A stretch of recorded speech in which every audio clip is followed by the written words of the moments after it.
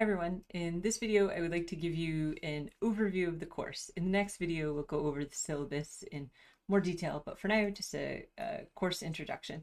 So we have two really big goals in the course. The first one obviously is to learn about persuasion. That's right in the name of the course. That's a big part of what we're doing.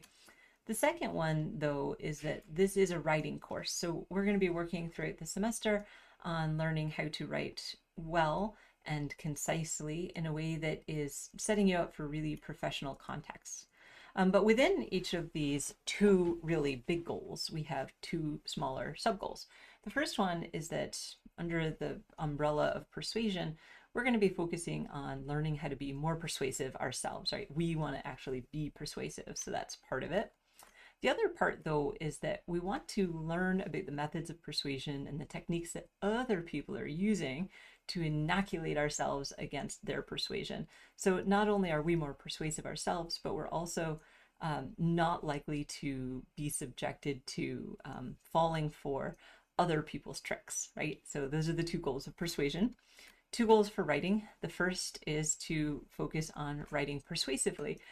Toward that end, there's a real method to it. We're going to talk about theories and concepts of persuasion and how to incorporate those into our writing. The second bit, though, is that we are writing in a manner that is really suited to the social sciences. And social science writing might be a little bit different than what you're used to. If you have learned writing primarily in humanities classes, you might have quite a bit of room for creativity, not as much specific formatting and whatnot. In the social sciences, we have some pretty clear techniques for writing. And I would say the biggest one is that we're really focused on writing concisely. We focus on this idea that when you go out into the workforce, nobody wants to read a report that is 8 pages long that easily could have been summed up into 2 pages, right? So it's a really good skill to learn to write concisely. So those are the two big goals and the little sub goals, but I did want to mention that these obviously overlap quite a bit. For example, if we want to be persuasive, we want to learn how to write persuasively. On the other hand, learning how to write clearly and concisely is also going to help improve our persuasion. Learning the different techniques of persuasion can also help us to become more effective writers. So quite a bit of overlap between them. To accomplish all this stuff, we have one big project that we are going to be working on basically all semester long. You are going to choose some kind of problem in the world that you're just like, I really want to do something about it. Like, this problem is really bad.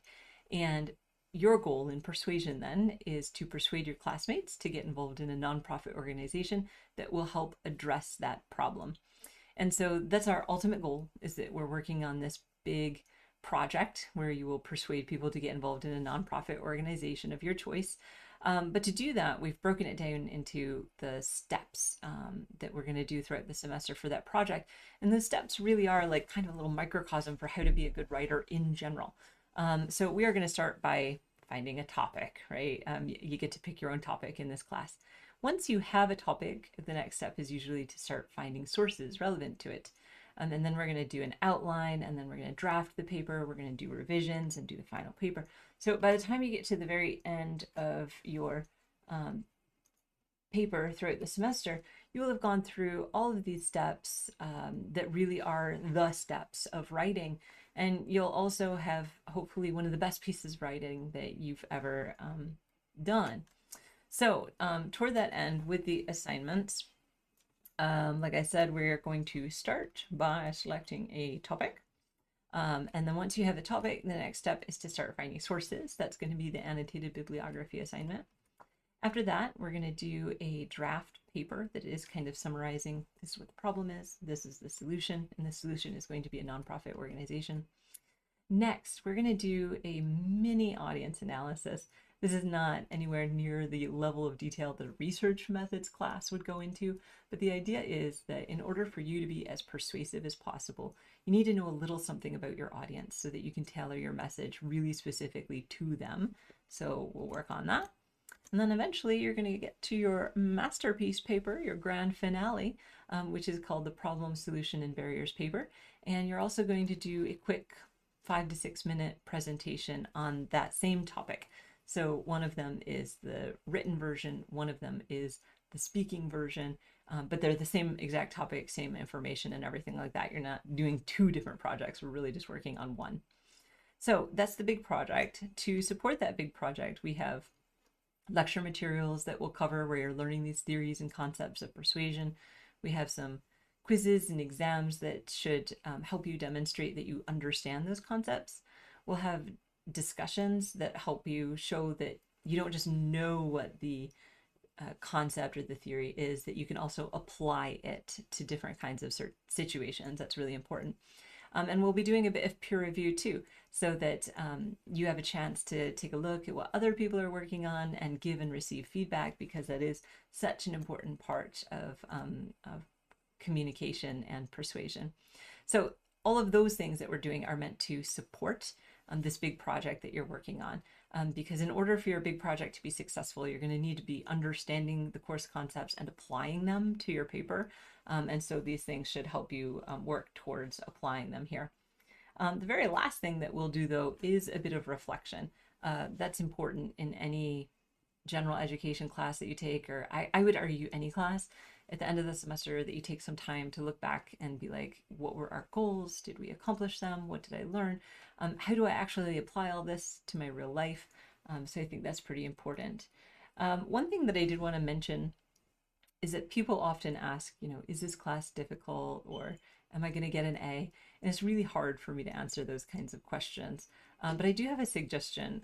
One suggestion is that you keep track of your grades without having this checkbox checked. The reason is that if someone is missing assignments throughout the semester, those are eventually going to be graded as a 0.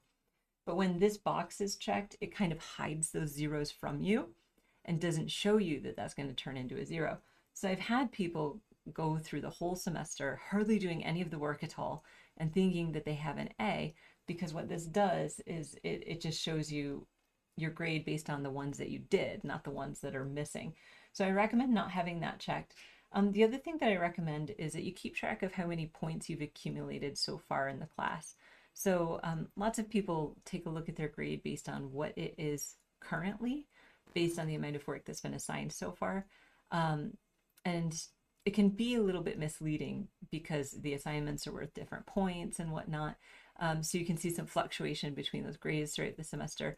I think a much better way to keep track of what you're doing and how you're doing is to take a look at the total number of points for, whatever it is that you're going for, and then think of yourself as accumulating those throughout the semester. So I really recommend focusing on those points. So in the next video, we'll go over a bit about the syllabus and just generally how to use Carmen.